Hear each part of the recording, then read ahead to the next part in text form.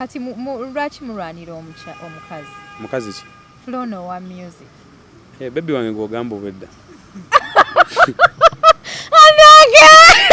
Omukazi yakweganye nti toli bbaawe. Ate gw'ogamba nti baby wo. Mutuufu okunneegaana lwa nsonga. Ewaabwe tebammanyi. Simuyinaamu mwana. Yagambye nti bw'oli kyaliwo oli faani we. Kituufu andi kati bw'avaayo n'agamba nti nno ndi bbaawe nenkeera ku makya ne posting omukazi omulala. Okitegeera? Ewaabwe tebammanyi. Simuyinaamu mwana. Tekitugatta nti nno girlfriend boyfriend. Okitegeera? Kitegeeza naye mugezi okwogera bw'atyo. Akakya neetegereza. Okitegeera? Naye nga nnyongera okujjukiza baby wange omulungi. I love you so much. Faaki. Nze kuba ku Bonna tekuli gwe njagala. Omu yali fani. Okitegedde? Okay. Omulala mukwano gwange. Njagala abantu batutegeere bulungi. Yes. Cris owa Skyping. Ne Jobless Billionaire. Ku Bonna ani mukwano gwe? Nze nabirabye bulabye. In fact nali awo first day ndowooza bangamba byatandikira ku Skyping. Mbuno bayali ku live story. Mukyala. I ignored cause siri mukyala wa Cris. Okitegedde? Oli mukyala wani ku bombi? Bonna tekuli mwami wange nkozi nga kuli kayagala okunjogereza. Bonna Jobless by the started by posting ng'abaana bantaginga Flona okitegedde ng'ateekako video zange obambi nengamba fan aba okitegeera era been treating him as a fan abanfuna nange kyantwalira ebbanga omutegeera tamala gasabuka na bigambo bambi kati gwa mugwa miguwa oyo omukazi netumaze ebbanga kati ate Cris Skyping yajjirawo okubeera nti nayagala kubbako Flona Cris ndowooza nga omanyi bino bye batambula Cris oyo si mukazi we kati ate nga yagambye nti omukazi amukulekedde mu kavidiyo anti n'ategeera amazima nti wange kitegeeze yabadde ayagala mubba yali atega ekibato Cris ndowooza sente zino ate Cris mugana yekugala bigambo bino sente ezo nnyingi nnyo ku myaka gy'olina zigenda kuwetera ebizibu nga ndaba Cris agamba olimba omukazi mukulekedde nze banga ngoye yagambye omukazi amulekedde Jobless Billionaire mwami Skyping nze banga ngoye naye mwami Skyping tayinza kwogera statement ng'evudde mu bbanga oba mumina we mwatu mugabye okwegwanyiza mu nsi kubaawo omuntu kiri okay okweyagaliza gwe ne Cris mwasinkana mutya Cris is a friend to my friend Sophie Love when nategerera Cris ate simweganye is my friend. Platinum Wellness Spa offers therapeutic massage services complimentary with sauna and steam bath for your full body cleansing. You can now get a Swedish massage, hot stones, sport massage, aromatherapy, salt ability hot stone therapy, Moroccan bath hammam, jacuzzi, and many more therapeutic massage varieties. We are located along Lukuli Road near Teletubbies Primary School or Flumala Access, Kongebuziga. Call us on 0708-842-821. Platinum Wellness Spa, here to take care of you. Abalungi abali ku HK Media assalamu alaikum warahmatullahi wabarakatuh mwebale kutulaba mwebale kusubscribinga onyako olwaleero ndine beautiful wange ono Flona she's a musician alabika bulungi nnyo okufuufi bannayo bakikola atya nze njagala nnyo okwogera mazima abakazi tebatubuulira kye tuli omuntu akutuukako ng'olabika bulungi n'atandika okunyiiga yenna n'asirika tosaana kugambako mbu Adija mashallah Flona olabika bulungi Amina hade ndi musanyufu nnyo okubeerako ku platform eno bulijjo nkirengera bulengezi.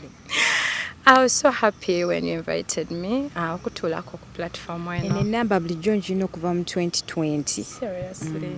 Naye oteekako obuteesi music promos, hi Hadi. Bannange amanya Flona ndi mukyala muyimbi. Kyakyala hadde tewali title ndala yanneegaseeko. Toyinayo birala byokola? Byenkola ebirala biri private. Tewaliyo title ndala ekwegaseeko? Miss, Mrs, Mr. Very soon kuba nekyo njagala clearing air.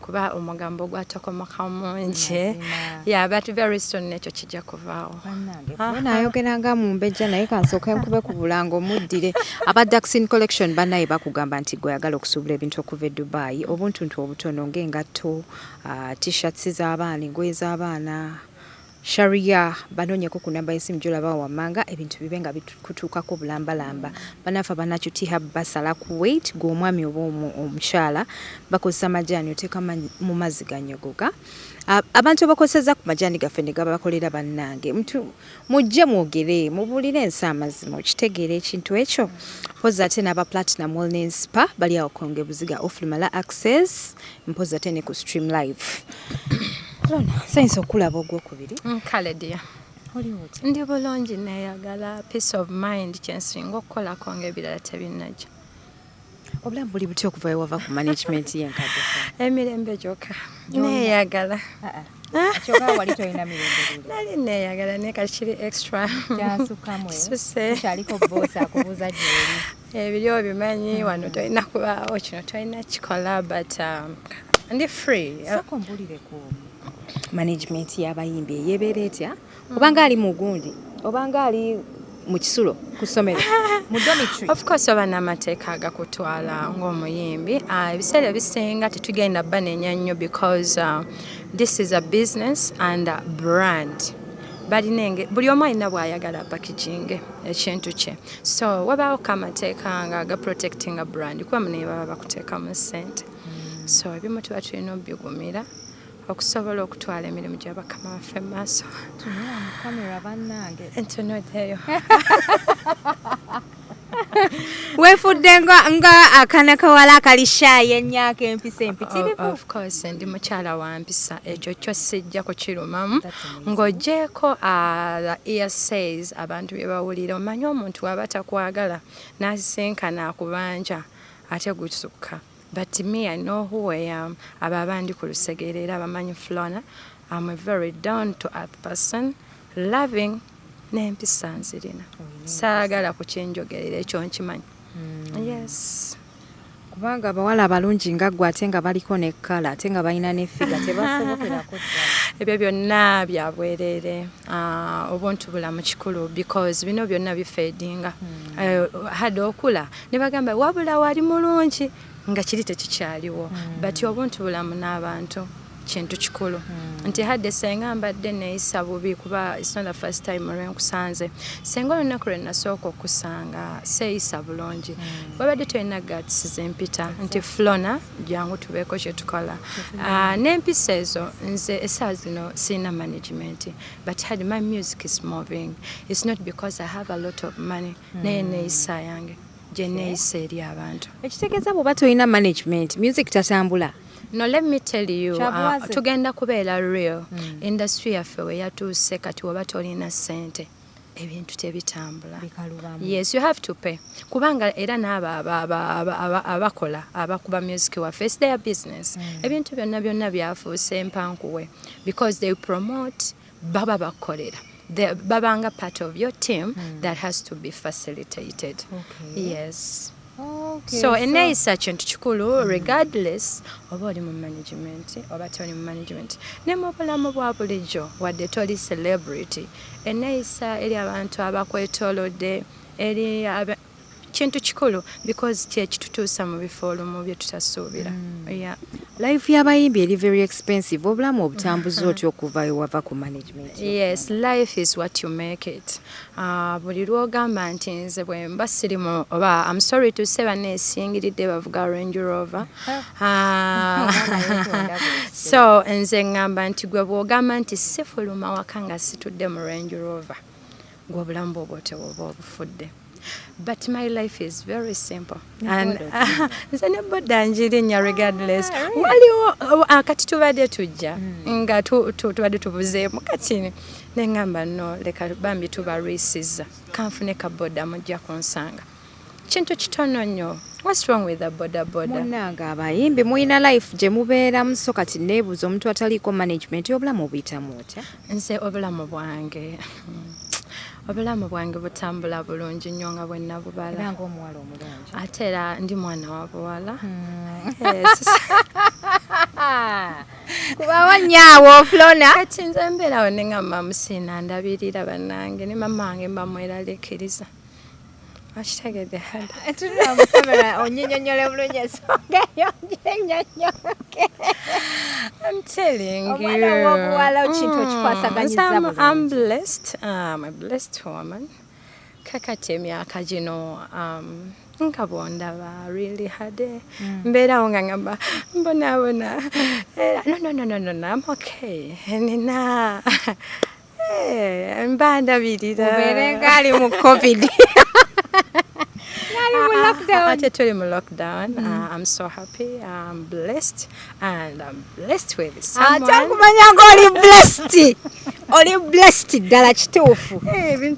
Oyugumiza abasajja babiri abagaga ku mutimbagano. Bamanyi kati nze hadde balwanye bayombi. Era kati era okubasajja we besiika kiba kiddako. Bayombi buyombi. Njagala n'okulwana balwane.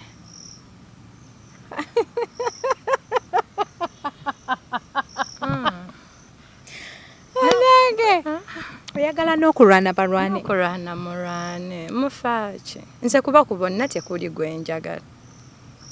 Omu yali fani.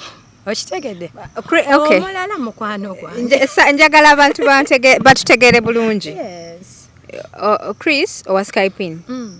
Ne Jobless Billionaire. Ku Bonna ani mukwano gwo? Nze nabirabye bulabi. In fact nali awo first day ndowooza bangamba byatandikira ku Skyping. Mbuno bayali ku live story. Mukyala. I ignored because siri mukyala wa Cris. Okitegedde? Oli mukyala wani ku bombi? Bonna tekuli mwami wange nkozi nga kuliko ayagala okunjogereza. Bonna kuliko alabirira? Maybe kuliko secret admirer. Nga yeegomba nga yeegwanyiza nze. Ku Bonna gwe tolina gw'olabako? Nze mbadde ngamba ojja kubafuna buli omu ayogera side ye because omu Jobless by the way started by posting ng'abaana bantaginga Flona okitegedde ng'ateekako video zange obambi nengamba fan abakitegeera era been treating him as a fan abanfuna so nagenza olaba abantu bampeereza gw'olwanya abasajja Flona music konza oh godness nga buno obulungi obunoma lesebusibu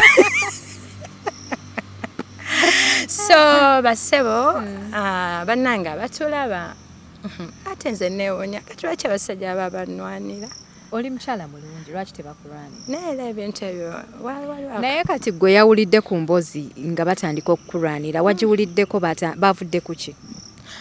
Nze ekintu kyagwawo bugwe I didn't even know byava. In fact nategeredde oba kakagundi kakumeka bampeereza kantu ki. In fact siina simu yange nandibikulaze akantu akandetedde n'okuddayo emabega ndaba ebintu ebyo oba abadde kusula wali eri awo babadde n'abaami oba agisula nga ndaba Cris agamba olimba omukazi mumukulekedde nze banga ngoye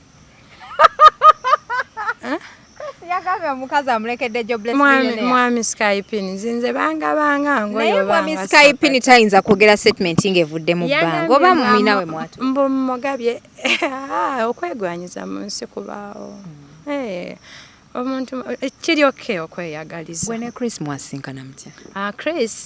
Cris is a friend to my friend Sophie Love. When nategerera Cris ate simweganye is my friend by the way is a married man ne mukyala we mukwano gwaffe so bambi kati ebintu ebyo sabitegedde byabutewa okitegeera sagala nnyo okutambulira mu bintu ebyo naye bannanga abasajja kati olwanira otya banno nga tebakuliiko.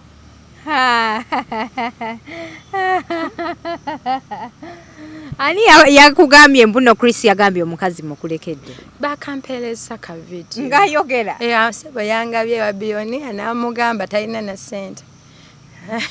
Ekituufu kyeki? They are my friends. Since sirina gwe neganye but mbadde sirinaamu mbeera erowooza extent gye batuuseeko. You understand? Kati waliwo abajja okujja babagambe mbu neekaza. Mukwano seekaza. Muddeeyo mu following oba ku Bonna waliwo aliko ku page yange. In fact, it was yesterday. being nti oli nali mmanyi chali wange fani twafunako ka selfie ani job era by then nakataddeyo it was his birthday yesterday nengamba chali wange kamwishinge ku birthday nagenza comments ezijja mukyala Jobless nagambye bannange but the good thing bebaami bebakwana boba ndozo n'abanoonyako bajja batubuulira ekituufu ekibalwanya oba okitegeera lwaki beetisse internet omutimbagano bagwetisse bannange nze mondeke basajja mmwe kugamba gwe bonna obeeka entalo z'abasajja abo naakava mu bizibu biri banjagaza omusajja w'omuntu anti ondooza ekizibu kya bulungi like oli mulungi nnyo naye ate n'omulungi abaako naye gwayagala nze nina omusajja wange gwenjagala kati osibira ddyo let me tell girls out there naddala ffe abali mugundi lwaki I'm not even scared of saying mbu nze nina omuntu wange hade ebiseera ebisinga twagala obeera wano ne tugamba sirina gwenjagala naye ng'abantu abamu bayinza okujja nga akwagala naye nga takwagala nga Flona akwagala lwakino kyoli mu media nti oli celebrity ne twerabira abantu abatuyirawo omubiri abaami baffe abo tutayagala kwogerako bebasangula amaziga nga stress zitukubye beba tuyirawo omubiri wano industry ekutwalaganya n'agamba baby no keep strong so that's why me I don't care okumwogerako nti star andabirira nze ojjange endabikayo bano b'oyagala bajje si ebakulabirira so I boldly talk about him oba ntegedde so bano abaami nze ambi mundeke akwesonyiwe nze Mariamba singa omwami omu ku baavaayo n'agamba nti olimba oba n'aleetawo any kind of proof ogenda kukolota anti olaba ne bino ebintu by'okugattagatta ebintu byajja kati abantu bayimbisa abantu defensive mechanism y'amaanyi defensive mechanism y'amaanyi ebyakugattagatta ebintu byajja abantu bayimbisa abantu baffe dda ate ng'omuntu omulamu abalema otuuze wange you understand so alina proof agijjeyo nze nno ndi muntu alwawo n'okwagala bayirawe hade olwawo okwagala ate bwenjagala njagalira ddala ate sigattika so kati abaami abo nze mbatwalewo abombi bagakundeetera bizibu twakulaba engeri Cris gye yali akkutemu ku stage nga mulinga nga balina affection ate akuwakasanga nakalaba kakati olaba naliwo ku olwo aliwo hade wenyini nga Cris aze okukugira kakati okufuwa ssente ebiseera ebisinga abantu nga bwe nkugambye nti hadde tuli bayimbi nsobola oyimba oluyimba kati nayimba akayimba ako kiŋŋambe hadde akayimba ako kandeetera abantu bangi mu bulamu bwange nga bafans nze akakayimba Cris mumanyi mukwano gwange ayagala nnyo kiŋŋambe era wansanga awantu wonna nga nnyimba nga kuliko kiŋŋambe mukwano ebashuwa abajja kujja ampe ku binyaanya so that's something kyebayinza okukola anywhere baba abagizi baffe batufuuwanga yali anfuuwa waliwo kyakola ekyalo engeri gye yali akusemberedde nga mu butuufu tosobola butagamba nti bano abantu balina ekigenda mu kati hadde let me tell you tugenda mu shows we always hug to vibinga n'abawagizi baffe why Cris in particular nti ye bwajja ku stage biba bira anti munaye yakoze statement yagamba nti omukazi mukulekedde kati tugattagatta dots anti nze mbadde nsaba obanoonye like Cris I know you can access Cris ensonga eyo agitanye bulungi because nange tekampulikikidde bulungi ng'alinga agaba ekintu ekyamulemerera nze tatange alina value gyandabamu omukulu alina enjogera gye yayogedde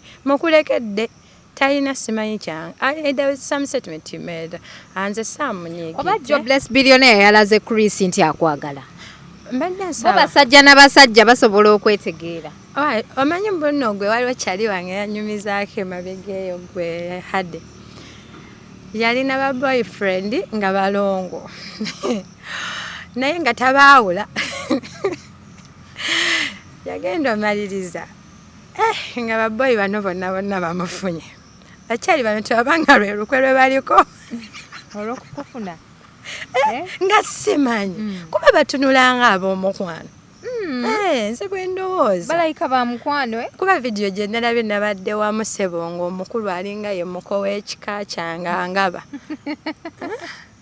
Uncle Cris nga tekyanyumye bulungi Cris owa Skype ngenda munoonyaako Jobbi naye ngenda agezaako okumunoonyaako ambuulire ddala Bafaaki naawe ate gwe oli wano eno oli mu kubeegaana olabye obulungi ebintu ebyo ebyokubeera omulungi ennyo bye bizibu I really need to clarify kubanga hadde let me tell you bala bino ebintu byemukwata bino bibaawo forever oba kitegedde ate abantu ababiraba bo they judge the way we babiwulira. Remember, Flona is a brand. Ekintu kyonna kyonna kimatarenga ku linnya lyange. So I do not want to be looked at. Bali abasajja, you know, they have abakyala baabwe. Simanyi mwoyo omutukuvu yabalinnya ate ne batabuka. Yaba mwoyo omutukuvu, mwoyo mukyafu. Mwoyo omutukuvu. Imani yabalinnya. Naye bakyali bange. Just nze ninze bajja kunnyonnyola why they had to do that. Yeah. Okay. So how is life after your old management? Life is good. Obulamu butambulanga bwe nabubala. Neyagala. Music ya Flona. Music wange Flona nakata Silent Love. Tonna kawulirako. Silent Love akoze bulungi. In fact after management nakata projects 3 nasooka akayimba bakayita Wakajanja. Wabulafu by'okunsendasenda kati ompangudde ono omugole Wakajanja. Yes, that is the song renasooka okuta after management akayimba kali awo kangoma nganda bannange okubeera ng'olina omukyala bw'ati nga mulungi naye nga n'eddoboozi nalyo ddungi nga mukakamu nga bwe mmulaba oba byendaba byebituufu ogenda kiyitamu otya abasajja batuufu balwane bantu bajja kuba bulungi. So nasooka Wakajanja akayimbako kakoze bulungi era kandeetedde ku mirimu neyanza nnyo ba clients baffe abatuwadde ku mirimu. Nenzirako akayimba ngukuwe nako katambudde bulungi kati natadde akayimba Silent Love.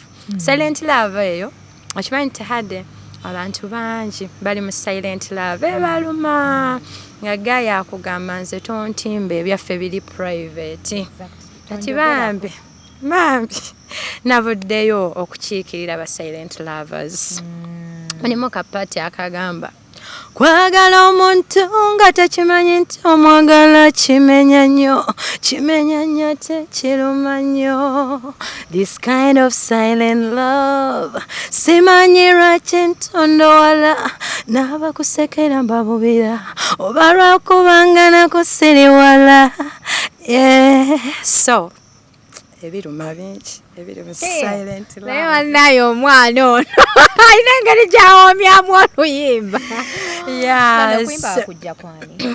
Okuyimba tekulinga kanzu nti nno jjajja bwe yagivaamu ne bagiwa omusika. Kulinga ekkanzu.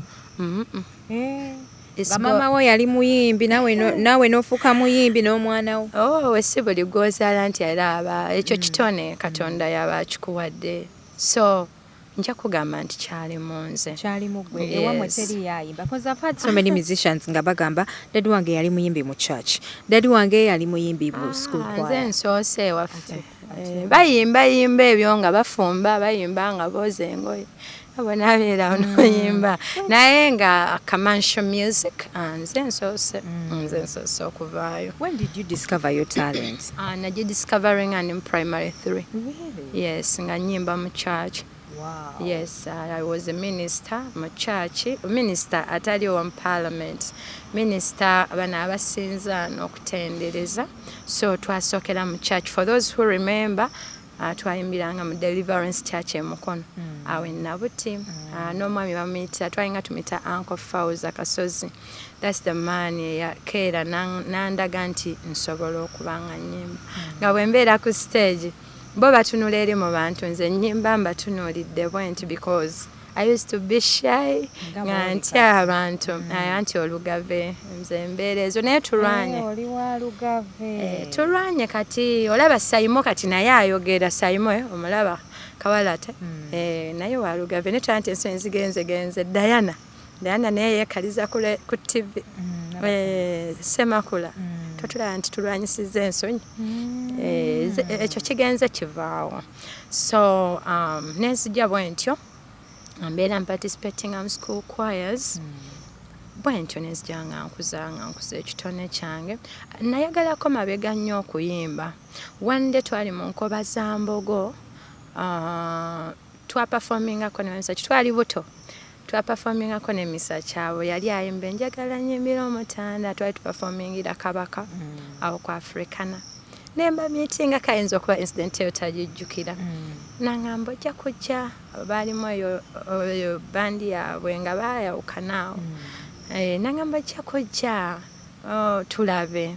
So when I went back, benagambako tebakisupportinga because ffe tubeera mu industry, ebintu bingi ebyogerebwa mu industry.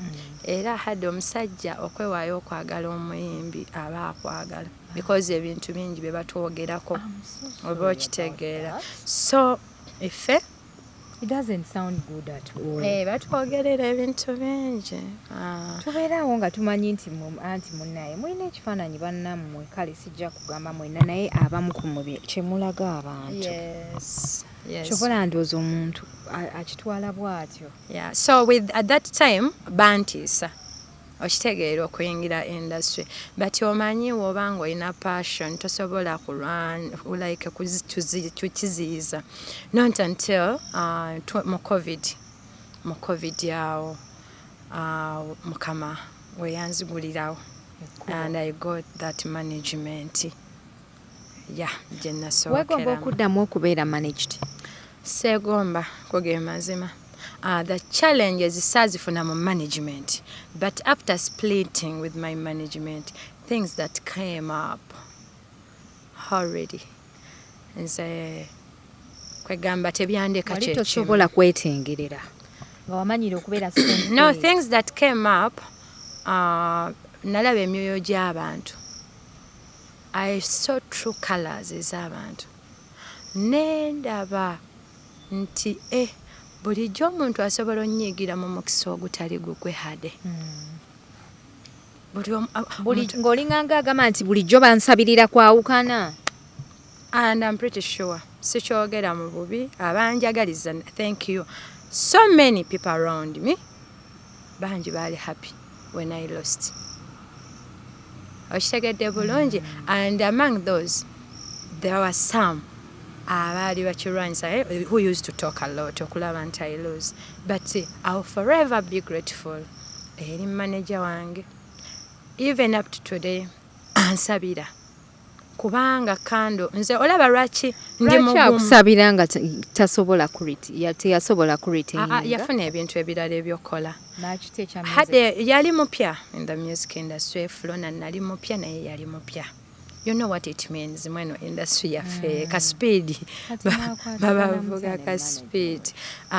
Okujja okuyingira mu management eyo nga najja neyegatta ku mukama wange ono mu kumwegattako twajjira wamu. So that's when I got that opportunity. Naye nga mu bintu byonna considering factors zaali nyingi ffe mu kutusayininga because abantu bayogera ebintu byali bingi naye they didn't know what was inside there. Abantu abayimbi baaliyo bangi kuba twalinamu bandi 3. Kati nze nali asoose ovaayo nga bagenda kujja bajjayo lwakuba munnange the way we plan ate ne Katonda aba ne plan zendala. So ekyo nakyo kyali awo nze nenvaayo, but generally hard times make us. Nze nebaza Katonda nti mu buzibu obwo bwe nayitamu ate bummake nze a strong woman. Kati mukwano ojja mpola jangu mpola gomisiro. Yes, kuba kati I'm strong and focused. Essaawa zino I'm looking at Flona music. Focusing on Flona music regardless. Oba gwoyogedde ki, oba ondaba otya, oba bakugamba ki, buli kyewawulira kitwale nga bwe kiri. Nze nina byengoba nina ebirooto birala ate ebyawukana ku bibyo byolowooza. Mulimu abantu abajja mu comment section ne muteekateekayo ezo messages.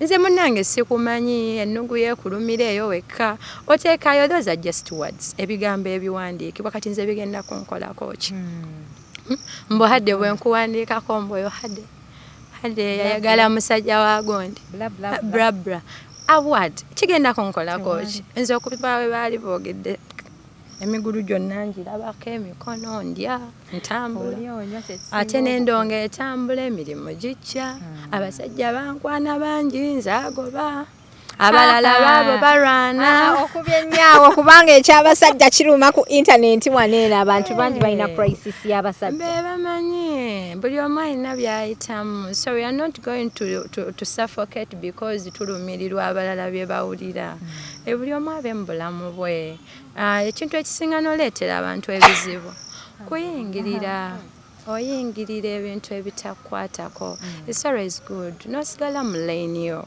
so nze kati omuntu ajja nateekayo comment Flona simwagala gw'omanyi otya nti nze nkwagala naye tomumanyi sikumanyi kati nkwagala ntya nga sikumanyi people don't waste your data writing such things ife tetulina nona budde bubisoma tetubulina ababitugamba bugambi ate nti ebina kye bitugattako so I'm here. Okay, do you feel like you lost gold? God as in your ex-management? No. You don't regret? I'm just thankful nti baleeta Flona. Ate sirina mbeera mbi gye nejjusa. I talked about a friend, not management. Nze sirina kye nejjusa because they put me somewhere. Kati ate nze omanyi lwaki kati nemezaamu. It's always good to appreciate. Kangala eyake. Akakuwulira bubi. Njagala eyake. Okay. Yeah. Kati omuziki gw'omupya guli gutya? Soko mpemu akapera. Omuziki omupya ke kali akayimba ke nkuyimbiddemu ako. Bakayita Silent Love. Kagenzeyo ku YouTube channel naka premiere nze yesterday. Akayimba ako bakayita Silent Love nga tukaweereza mu abantu mmwe abali mu Silent Love ng'omwami agamba nze tontimba ebintu bya private bambi eruma n'olaba nga waliwo amukwatako n'olaba waliwo gwali naye out togenda kuyomba yali akulumyeko because biruma era ebyemu is out of experience.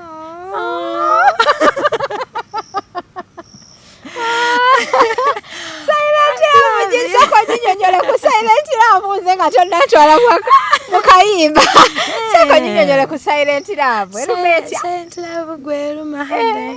Ng'owulira oyagala kupostinga onyinyonyola abantu ky'owulira. Akolera ebintu akutwala maze vacations owulira oyagala obagambe botang yono.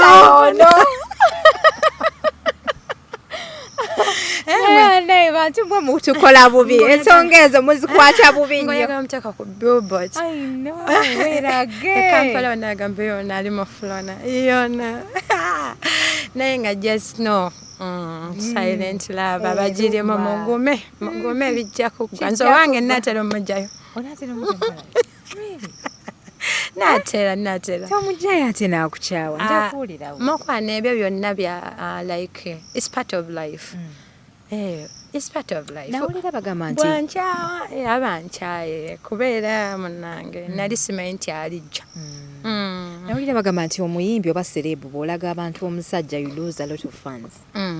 Is it true? No. Kyekiri ekintu kyenkulaze nti nno abantu abamu bano be tutunuulira mbuno bwe naayogera ku mwami wange bagenda kunkyawa.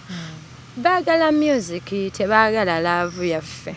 Nze mmanyi fani wange tayagala mwami wange ayagala music gwe muwa nti oli omufani akusanga nagamba Flona kakiŋŋamba ako kankolera omulala nagamba Flona speed control gy'oyimba ne Bafana kankolera. That's what they want music from us. Kyobulaba nze I don't even talk about mbw ate famire byange biki fani wange tayagala kumanya bya famire ayagala ndongo yange because yantegeera lwa music. Yes, so why not? All right, tugende mu Silent Love. Okay, akayimba katambula we kati. Oh my God, ne had mpuga speed. Yeah, baka Silent Love. Okay. Bwe kubanga okwagala ennyo kyansula ddala okanyongeremu bobanga wanteeka mu kyupa gwe sanikira ddala kubanga ebyo binkolera binyumira fasali biraga ndiwo silent love endyamu ndelinga kokolo bannanga ayagala okweyongerayo kawuliriza genda ku YouTube channel Flona Music okawuliriza okuva ku ntandikwa paka gye kagwa ne video nagitadde mutunuulidde nno simumala neewuunya ngamba ddala omwana ono omuganda wavaawa nze nava mu mami ne dadi ozizeemu ekibuuzo bino bye twebuuzisa ozizeemu ekibuuzo wava mu mami ne dadi okay oli muganda dadi bwe yaŋŋamba tituli baganda naye ng'olinganga atali muganda aba sente sente omanyi sente nerungi ya eyali omudugavu n'oyeruka eyali omutono n'ogejja so sente nazo zituwa amawanga agatali gaffe omanyi ekinsesezza osigadde ontunuulidde ng'oŋŋambye nti nava mu mami ne dadi nalabye kacyalenje k'omwana gwe babadde bakuba nga bamugamba galamira ng'agamba amagulu ge gantambuza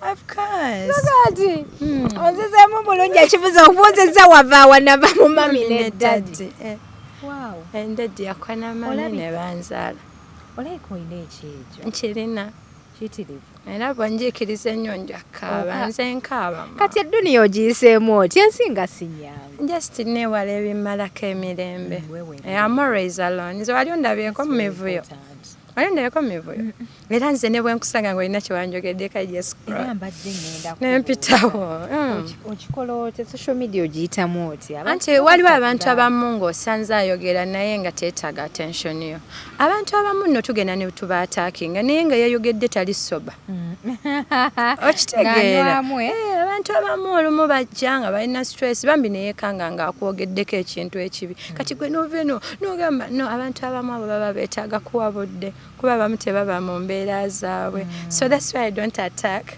mani nonoonyereza yali soba I love your hairstyle babe. Thank you mu bulamu nti kirungi omanya ki ekikunyumira ate njagala nnyo simplicity nze sirina budde bwa nviiri tuulaba sibisobola as a person n'ebika by'enviiri byomukola sibimanyi manyi kikamu kano ako ke bayita batya kange nange simanyi linnya kashoti jjukira wano nga kala kata nnyo simanyi eyo basitayiro kyate no ne kasigala abakyala banyumira enviiri ennyimpi batini you're one of them. Oh, thank you. Angela Kalule is another one. Momo Kabana mpozi nange. Desipula by the way bali kuba mukyala atya Katonda. Hadde sikulabanga kongojjeko akatambala. And you always salam alaikum every time. Salam alaikum, salam alaikum. Nebuuliridde Flona. Obikola byonna n'obikola nolanga biggweddeyo nogamba naye kati nfa ki n'ensi. There is life. Kaneetereze. Yeah. And by the way abakyala tulina omanya ekyo n'abawala. So ebisinga bwe tuba mu stage zaffe ez'ekivubuka, there are things we do. Ne twerabira nti waliyo time eyo. Ebintu bino bidda. Munange obikola. Kati natuuka ku level nengamba nti luli eri nalinga nga sitekako katambala nga ntambuza ebigere ebbugu mulingi. Right now ntambulira mu S2 kyekiŋŋaana okwebika. Ne hadde olinamu. Oshegera. Nangeza alhamdulillah anyway nchebaza. Like it's a journey. Buli omu okutuuka waatuuse. Thank you. So yeah, ekyo kyenzizayo wali wambuliza Flona okola otya n'abantu ya buli lw'omanya gy'ovudde. Buli lw'omanya gy'ovudde. Amaaso go gakuumya no kuba bomanyi kikyoyagala. Kati nze Flona. Kati background noise. Tebikyakunyeenya. Nakabamu awo. Byakuluma n'okaaba. Nakabamu awo ne Zube. Nakabamu naye sometimes obaako ne that pain. Nga waliwo omuntu yakukola ekintu naye abantu abalina emitima emirundi okizudde nti ffe tusinga obonaabona. when you have a good heart ng'oyagala nnyo nga you care for others obonaabona because gwe ate oba toyagala haatinga ate bali bwe bavayo ne boogera be batwala nti be batuufu okitegeera so kati ebyo byonna obireka be who you are, be real to yourself ensi ejja kuzuula mpola kati nzaawo wendi ategeera Flona amutegeera gwata ntegeera oba tojja kuntegeera so be real to yourself nze am real nze yenze oyandi ku lusegera mmanyi kati gwata mmanyi awulira ESM twala ekyo lwalifuna chance okuntegeera ojja kuntegeera so ebiseera ebisinga okwogera ebingi sikusinga otusiibule ansiibudde sinnamugamba ntusiibule awulidde ng'akooye bannange kituufu nnyo okwogera ennyo si kwe kusinga tubadde ne Flona she's a musician abantu abasinga mumumanyira kali akayimba ka kiŋŋambe ekyalema bali okumpa kiŋŋambe mwana gwe kiŋŋambe ekyalema bali okumpa kiŋŋambe ekyalema bali kyalema naye ate gwe hade wakikuba ekyalema bali kyalema naye ate gwe mwana gwe wakifuna mbakubanga nina katikomawo banaye Flona okisusiza okisusiza kati osuubira tukubayo ddi kasho kakati I believe in a gradual process you know life has no shortcuts nze mmanyi nti in the right time everything omanyi buli lwotambula olugendo ne bafanzi baba bakulaba that very time will come nga mbutuufu concert yeetaagisa yes naye nga I believe in the gradual process some people come ne batugamba hiti tolina hiti you know what God has his plans alina ensonga lwaki okuba oluyimba ne lutuuka wano luli ne lutuuka wali ate he has the plans for ekyo kye twagala so you just continue working ye mukama alina the right timing so kajja kubaawo naye I'm still releasing music enkyawa abawagizi bange music yes all right banange it's been a pleasure hosting Flona today thank you for watching you're watching HK Media your #1 information channel social media yes please banange monsasire nabadde mbasiibudde Flona ndi ku social media handles zonna bwogenda ku Facebook byonna I simplified byonna biriko Flona music waliwo abampita Flona waliwo abampita Fiona naye naddira amannya gange Nanchinga Florence nenzijako Flo ne Nanchinga etandisa enenkafuula Flona so as simple as that erinnya siri ya luzungu liva mannya gange nze Flona bannange music wange mulungi kamukubira akalamu bambi mugende musubscribing mumwagale bannange abanjagala mbagala nammwe abatanjagala mukimanyi nti we mubeera ne munjogerako obubi waliwo abagamba katumunoonyeeko katugende tusubscribing yaani oyo kyokka bambi nammwe mbebaza nti mukoze omulimu mulungi ate okubuulirako abo ne bajja ne batunoonyaako okulaba bye tukola bannange Instagram ndiyonga Flona Music Facebook Flona Music YouTube Flona Music kati tulina trend ya TikTok nayo ndiyonga Flona Music bambi mugende mu liking mu subscribing ne hada agambye agenda kukola challenge ya silent love